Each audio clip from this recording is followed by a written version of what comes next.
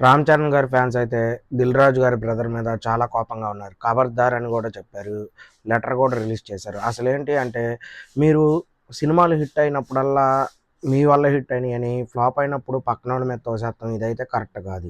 అయితే ఇన్నాళ్ళు మీరు సినిమాలన్నీ మీ వల్లే హిట్ అవుతున్నాయి అని చెప్పుకున్నారు. మరి ఇప్పుడు ఒక్కసారి ఫ్లాప్ అయ్యేపాటికి రామ్ చరణ్ గారి మీద కావాలని ప్రతి ఇంటర్వ్యూలో ప్రతి దాంట్లో మీరు మాట్లాడతాం ఇదైతే కరెక్ట్ కాదు అని చెప్పడం అయితే ఉంది ఆ లెటర్‌లో. అయితే మరి సంక్రాంతికి వస్తున్నాం హిట్ అయింది. మీరు వెంకటేష్ గారికి ఎంత ఇచ్చారు? అనుకున్నంతే ఇచ్చారా? ఎక్స్‌ట్రా ఇచ్చారా? 'త్రిబుల్ ఆర్' తర్వాత రామ్ చరణ్ గారు 3 సంవత్సరాలు మీకు కేటాయించారు. అది వేరే సినిమా ఏది చేయకుండా. మీరు డైరెక్టర్ శంకర్ అని చెప్పి వెళ్ళింది మీరు. మరిప్పుడు ఎవరిది తప్పు? మీది తప్పు పెట్టుకొని పద్దాల రామ్ చరణ్ గారి పేరు ప్రతి ఇంటర్వ్యూలో ప్రతిసారి ఎత్తితే మా మనోభావాలనేవి దెబ్బతింటాయి. తర్వాత పరిణామాలు చాలా తీవ్రంగా ఉంటాయని చెప్పి చాలా క్లారిటీగా లెటర్ అయితే రిలీజ్ చేశారు. ఎందుకంటే నిజంగానే 'గేమ్ చేంజర్' రిలీజ్ అయ్యి దగ్గర దగ్గర చాలా ఒక 7, 8 నెలలు అవుతున్నట్టుంది.